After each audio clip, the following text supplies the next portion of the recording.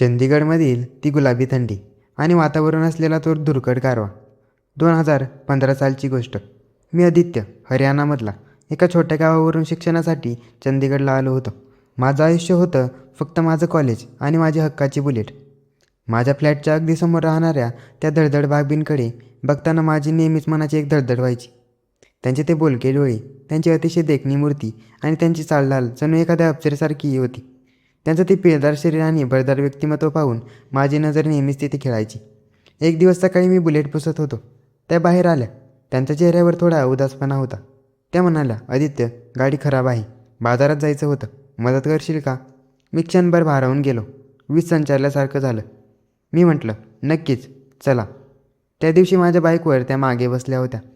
त्या प्रत्यक्षात मला प्रवासात त्यांचा हळूवार स्पर्श जाणवत होता. त्यांच्या मोगऱ्याचा सुगंध दरवळत वाऱ्यासोबत माझ्यापर्यंत येत होता. बाजारातून आल्यावर त्यांनी मला आत बोलवलं. घर एकदम शांत होतं. त्या एकट्याच होत्या, कारण त्यांचे पती कॅनडात असायचे. कॉफी पिताना आम्ही गप्पा मारल्या. त्यांनी विचारलं, गर्लफ्रेंड आहे का? मी गडबडून गेलो. बोलता बोलता त्या भावूक झाल्या, रडू लागल्या. त्यांना शांत करताना त्या दुःखद आठवणींनी भरलेल्या क्षणी मी त्यांचा हात हातात घेतला. त्यांच्या कोमल हातांचा तो ओलावा आणि माझ्या मनात कायमचा कोरला गेला होता. मी हळूच म्हटलं, भाभी, आपण मित्र होऊ शकतो का? त्यांनी एक नजर माझ्याकडे टाकली. त्या नजरेत एक गूढ होतं. काही दिवस गेले. मी रोज त्यांच्यासाठी दूध, भाजी आणून देऊ लागलो. हळूहळू आमचे फोन कॉल सुरू झाले. रात्रीच्या शांततेत त्या फोनवरच्या संवादातून आमचा रोमांस वाढू लागला. ते फोनवरचे कुजबुजणारे शब्द, आमचं एकमेकांबद्दल विचारणं, आज कुठे गेला होतास, काय केलं, हे प्रश्न आता केवळ चौकशी उरली नव्हती, तर त्यात एक नजाकतीचा भाव होता. त्या फोनवरच्या तासनतास चालणाऱ्या गप्पा आता मला पुरत नव्हत्या. मला आता त्या मखमली स्पर्शाची ओढ लागली होती. आणि त्यानंतर आला तो व्हॅलेंटाईन डे, ज्याने आमचं सगळं जगच बदलून टाकलं.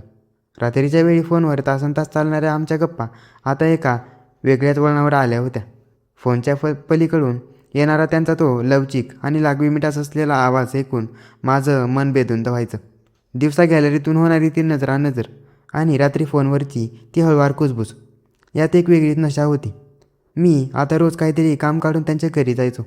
कधी बाजारातून काही आणून देण्याच्या बहाण्याने, तर कधी अभ्यासातून आरामाचा बहाणा करून त्यांच्या सोफ्यावर बसून राहायचो. हळूहळू 24 फेब्रुवारी उजाडली. कॅलेंडर व्हॅलेंटाईन डे होऊन गेला होता. पण आमच्या प्रेमाचा व्हॅलेंटाईन डे त्या दिवशी साजरा होणार होता. मी त्यांच्यासाठी एक सुंदर गुलाबाचं फूल, चॉकलेट आणि एक छोटी भेटवस्तू घेऊन त्यांच्या फ्लॅटवर गेलो. त्या दिवशी घरात एकदम भयान शांतता होती, पण मनात मात्र उत्कंठा शिगेला पोहोचली होती. त्यांनी दरवाजा उघडला. त्यांनी घातलेला तो हलका ड्रेस आणि त्यांच्या केसांतून फिरणारे हात फिरवणे, ते रूप पाहून माझ्या मनात एक अस्वस्थता वाढू लागली होती. मी त्यांच्या हातात ते गुलाबाचं फूल दिलं. त्यांनी माझ्याकडे पाहिलं. त्यांच्या नशिल्या डोळ्यात एक खट्ट्या स्वभाव आणि नजरेतील एक चमक स्पष्ट दिसत होती. आम्ही सोफ्यावर बसलो. वातावरणात एक उबदार गारवा पसरला होता. बोलता बोलता आमच्यातील अंतर कधी संपलं आम्हा दोघांनाही कळलं नाही. त्यांचा पैंजणांचा तो नाद माझ्या काळजाची धडधड वाढवत होता. जणू प्रत्येक पाऊल माझ्याच दिशेने येत होतं. मी हळूच त्यांचा हात माझ्या हातात घेतला. तो चोरून हात शोधणे आणि त्यांच्या बोटण्याचा तो मौशार स्पर्श माझ्या संपूर्ण शरीरात एक शीतलता पसरून गेला होता. मी हळूच तिची बटं कानामागे सारली आणि त्याच्या बोटाच्या स्पर्शाने तिच्या अंगावर शहाराच आला. त्यांच्या गालावर एक गुलाबी छाटा उमटली होती. मी आणखी थोडे जवळ सरकलो. आमच्यातलं अंतर इतकं कमी होतं की मला तिचे शब्द नाही तर तिचे श्वास ऐकू येत होते. आम्ही दोघेही त्या एकांतात एकमेकांच्या इतके जवळ होतो की हृदयाचे ठोके आम्हाला स्पष्ट ऐकू येत होते. सुरुवातीला त्यांच्या मनात थोडी हुरहुर होती, पण माझ्या नजरेतील ओढ पाहून त्यांचा संकोच पूर्णपणे विरघळून गेला होता. मी माझ्या हातांनी त्यांना हळूच जवळ ओढलं. दोघांच्या नजरा अशा भेटल्या होत्या की पापणी लावण्याचं भानही कोणाला उरलं नव्हतं. त्यांच्या ओठांवरची ती हलकी थरथर पाहून माझा संयम सुटत चालला होता. आम्ही दोघांनी डोळे मिटून घेतले आणि त्या पहिल्या चुंबनाचा स्पर्शाचा गोडावा आमच्या श्वासांमध्ये मिसळला. त्यांच्या अंगातून येणारा तो मोगऱ्याचा सुगंध माझ्या नाकात दरवळत होता, जो मला अधिकच मदोष करत होता. तेव्हाच त्यांनी लाजून माझा हात बाजूला केला आणि डोळ्यात एक मिश्किलपणे हसून म्हणाला, तू बेडरूममध्ये जाऊन बस, मी आलेच. मी बेडरूमच्या अंधारात त्यांची वाट पाहत होतो. काही मिनिटातच दरवाजा हळूच उघडला आणि जेव्हा मी मागे वळून पाहिले तेव्हा समोरचं ते मादक रूप पाहून माझ्या पायाखालची जमीनच सरकली. बेडरूममध्ये पसरलेल्या त्या मंद अंधारात माझ्या हृदयाचे ठोके मला स्पष्ट ऐकू येत होते. तेवढ्यात मागून पावलांचा हलका आवाज आला आणि 2 कोमल हातांनी हळूच माझ्या डोळ्यांवर ताबा मिळवला. त्यांच्या हातांचा तो उबदार स्पर्श होताच माझ्या शरीरात एक थरकापच उडाला. मी हळूच मागे वळून त्यांचे ते हात बाजूला केले आणि समोर पाहिले तर माझं भान हरपलं. त्या काळ्या जाळीदार साडीत त्या एखाद्या सौंदर्यवती राजकन्यासारख्या दिसत होत्या. साडीच्या काळ्या रंगावर त्यांची ती कांचनकांती त्वचा अधिकच उठून दिसत होती. मी अजिबात वेळ न घालवता त्यांना थेट आपल्या मिठीत घेतले. त्यांच्या पाठीवरचे ते मोकळे सोडलेले रेशमी केस माझ्या बोटांमध्ये रेंगाळू लागले. तिच्या कमरेभोवती माझा विळखा घट्ट झाला आणि तिने आपला चेहरा माझ्या खांद्यावरून लपवून स्वतःला पूर्णपणे झोकून दिलं. वातावरणातील मादकता आणि उष्णता आता कमालीची वाटली होती.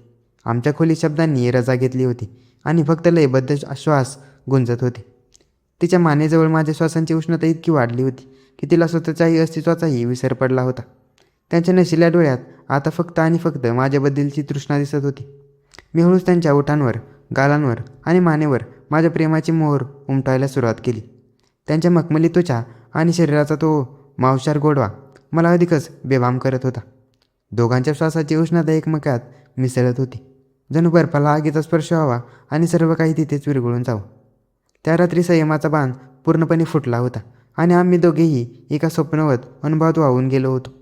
त्यांचा तो प्रत्येक उच्चश्वास आणि माझ्या हातांचा तो सडपातळ बांध्यावर पडणारा विळखा आमच्यातील अंतर पूर्णपणे मिटून गेला होता.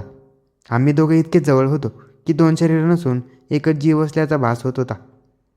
त्यांच्या गळ्यातील त्या मंगळसूत्राच्या आणि हातातील बांगड्यांचा तो किणकिणाट त्या शांत रात्रीत एका संगीतासारखा भासत होता. आम्ही दोघेही नक्षीकांत घामाजलेलो होतो, पण मनातील ओढ कमी होत नव्हती. सर्व मर्यादा ओलांडून आम्ही त्या अमर्याद आणि ज्वलनशील भावनांच्या महासागरात बुडून गेलो. तो क्षण, ती रात्र आमच्यासाठी एक अनोखा प्रवास ठरली होती. आज इतकी वर्ष झाली तरीही आमच्या मनाच्या कोपऱ्यातील ती आठवण आणि ते गुपित सुख तितकंच ताजं आहे.